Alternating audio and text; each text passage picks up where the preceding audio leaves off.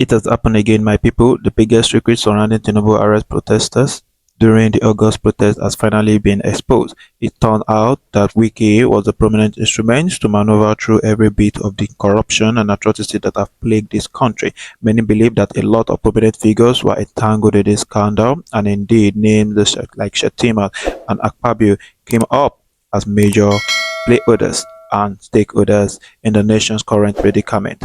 The level of involvement and conspiracy runs deep, with evidence pointing to the influential figures having a direct hand in shaping the difficult situation we are facing today.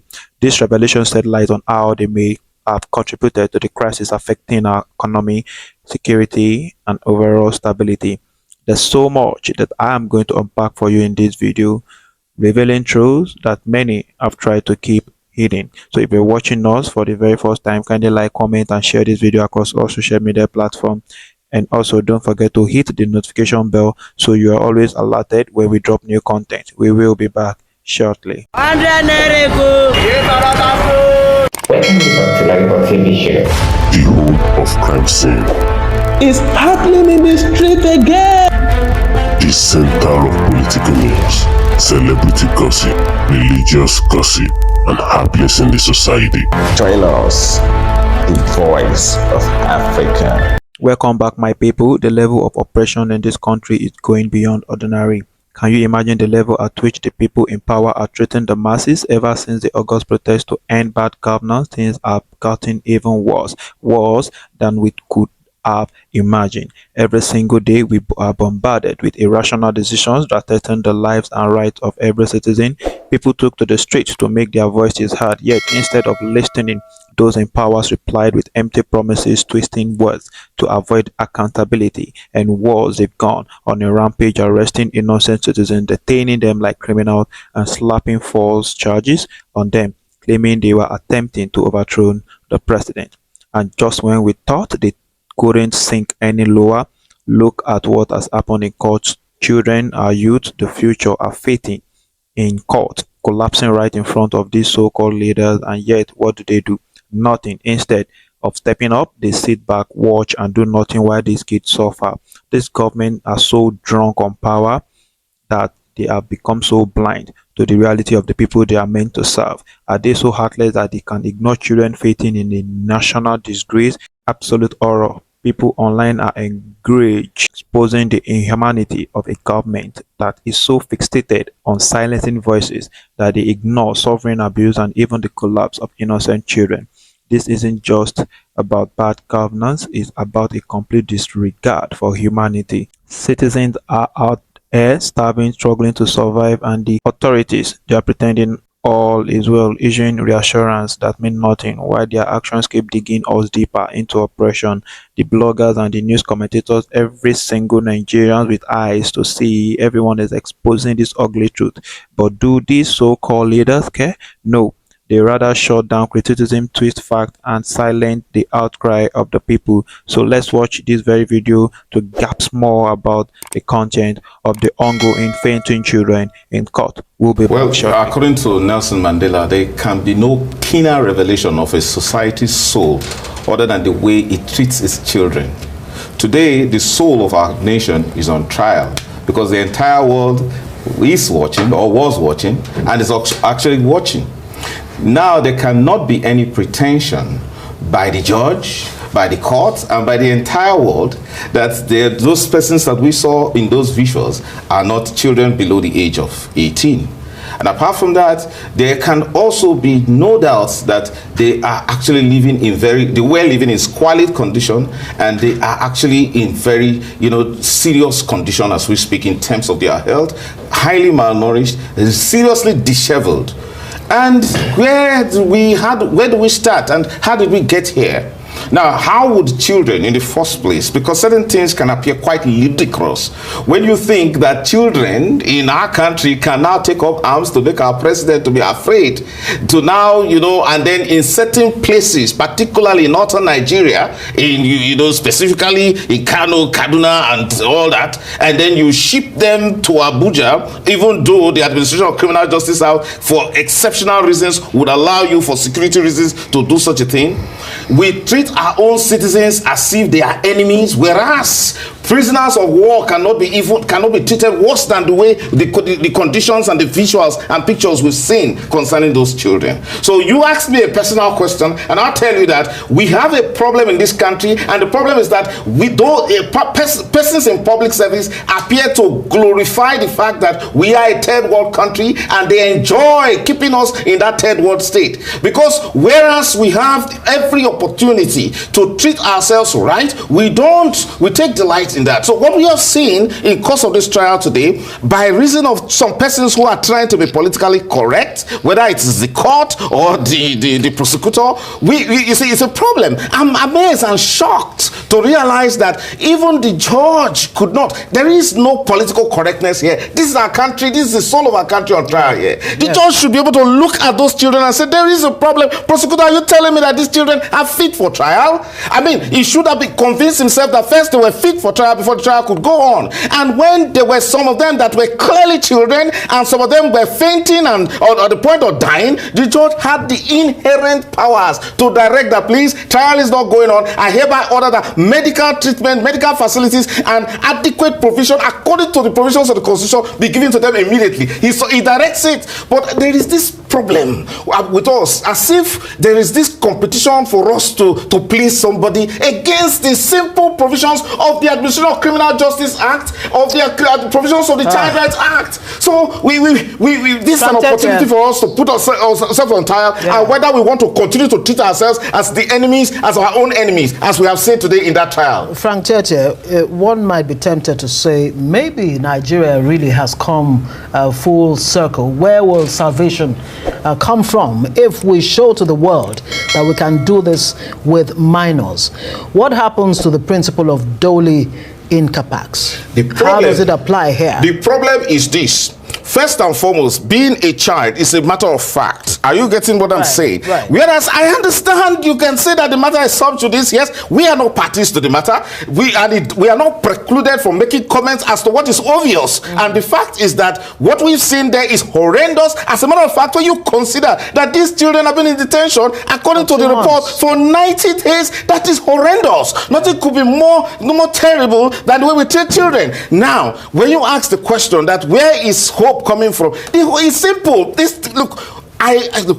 I started the first case that brought the application of the Child Rights Act in this country, Frank Tete versus Attorney General of the Federation. I went a whole lot to ensure that in every matter that concerns any child below 18, apply the principles under the Child Rights Act. For goodness sake, even the Administration of Criminal Justice Act sections 371, once it concerns a child, apply the Child Rights Act. So why are we acting like this? What does the Child Rights Act say specifically in this situation? The point is that when it comes to detention of children, there must be specific provision for child centers, for you to detain these children in child centers. In fact, particularly section 250 of the Child Rights Act provides that you can actually detain them while they can still go to school. So we see this kind of treating our children as if they are enemies. We not only prevent them from going to school, we detain them even though they are a victim of one form of a society that is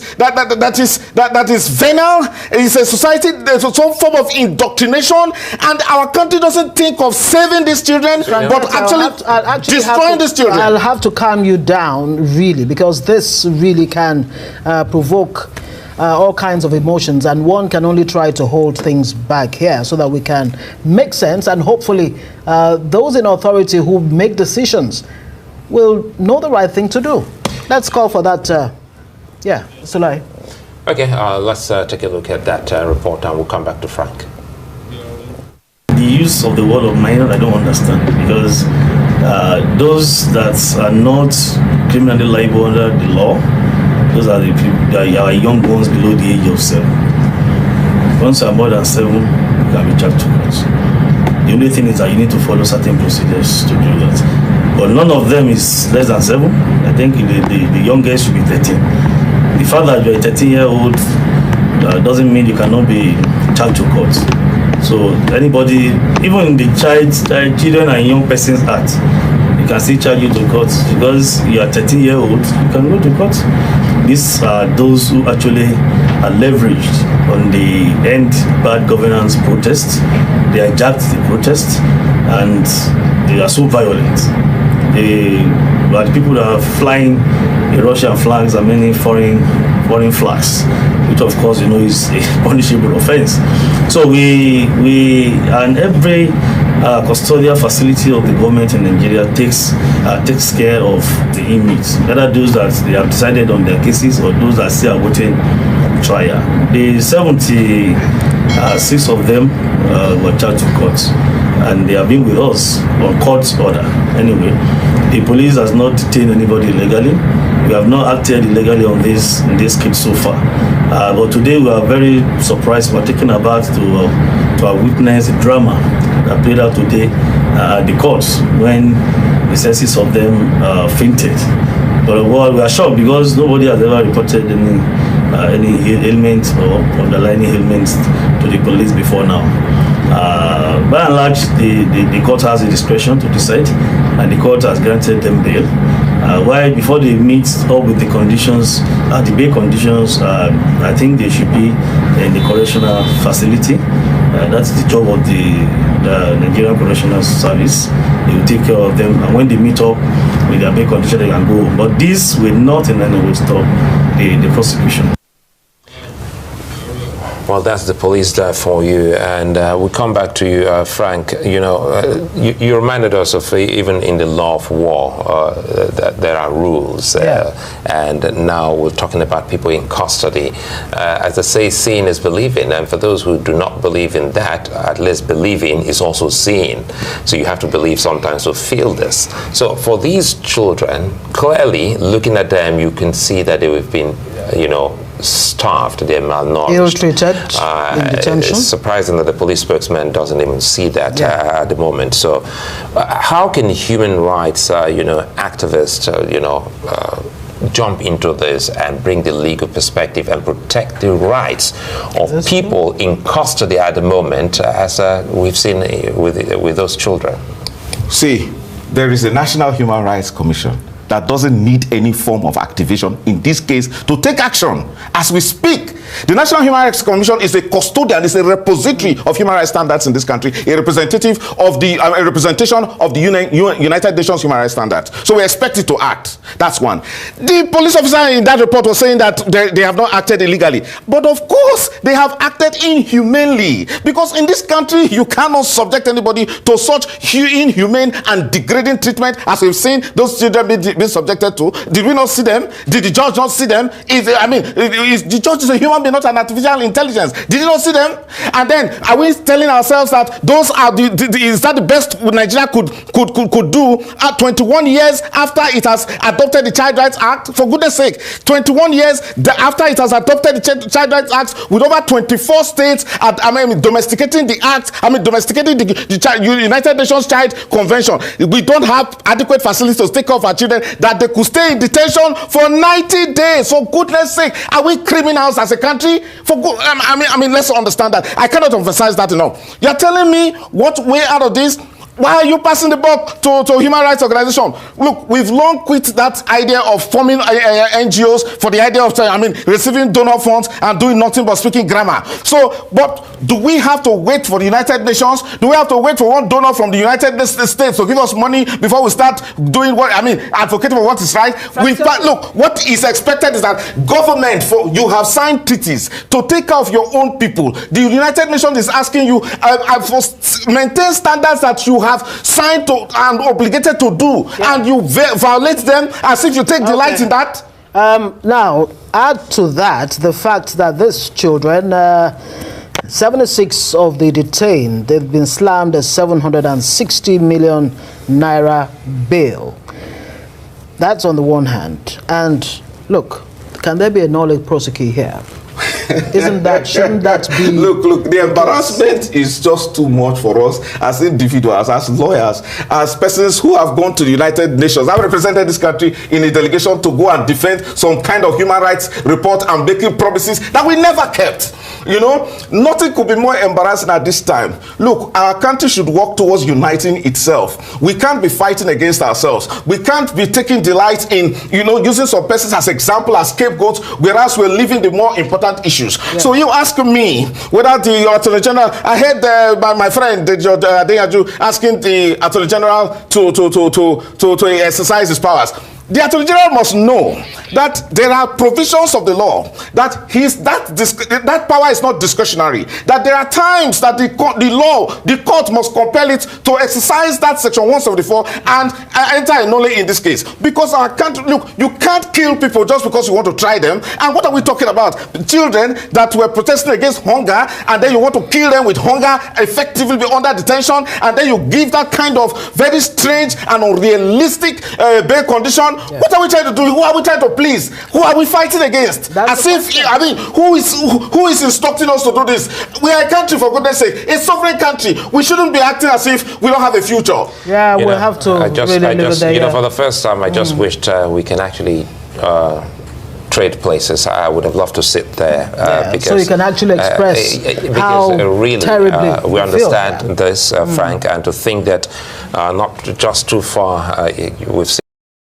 Welcome back, my people. The disgrace, the inhumanity, the heartlessness of this government is on full display, and it's worse than we ever thought possible. What kind of leadership sit back while citizens suffer? What kind of leadership, let alone a so-called democracy, would watch a children, the innocent future of this nation, faint in court and do nothing? If this doesn't scream failure, if this doesn't scream cruelty, I don't know what else it will scream. Let's be clear. What we are seeing isn't just a lack of resources or tough decisions from the government. It's an outright neglect, total abandonment of their duty to the people. The same people they claim to represent. Children are fainting, collapsing in front of officials and lawyers, right in the heart of what's supposed to be the justice system. And all they do is watch. Watch. The authorities don't even flinch. It's as if they become immune to the suffering, trained only to ignore the crisis of the masses and focus solely on holding on to their precious power. When the masses took to the street in August, did they expect applause? They should be expecting to be ignored, maybe even ridiculed. But this government, it went even further, responding with false charges, throwing innocent people behind bars, labeling them as dissidents, trying to impeach the president. This government would rather lock up the people that listen to their crisis. The authority says citizens demanding justice and dignity, and their response is to slap on the handcuff and stamp them as threat to national security. It is outrageous. And then they turn around and call themselves leaders. But where are these so-called leaders when children are fainting? Where are they when citizens struggle for their basic needs? These people in power have no right to sit in their comfortable chairs while the masses suffer. They live in a bubble of luxuries, far removed from the reality of hunger, of oppression, and of pure and unending suffering endured by the ordinary Nigerians. This government stripes on intimidation. They want to break the spirit of the people, to silence every voice that dares to speak out against their failure. But get what? Every act of cruelty, every child that fainted, every voice silenced, only threatens the resolve of the people. These leaders think they can bury their truth with false narrative and empty speeches. They think we forget and we somehow accept this as normal, but there's nothing about this. Imagine asking the children to be bailed for a sum of 10 million naira each. Where on earth do they want their parent of those children to get the kind of bail from? This government has crossed every line, abandoned every shred of morality. The people deserve justice, not courtroom oral stories of children fainting. They deserve leaders who listen, not ones who hide behind lies. They deserve a government that stands for them, not against them. And if this government won't step up, it's only a matter of time before the people will become Nigerians. Because Nigerians will not sit quietly and watch this oppression grow any longer. Enough is enough. So my people, this is where I'll be putting the stop on this episode. So if you're watching us for the very first time, kindly like, comment, and share this video across all social media platforms. And also don't forget to click on the notification icon to get you notified of our next video. Stay tuned.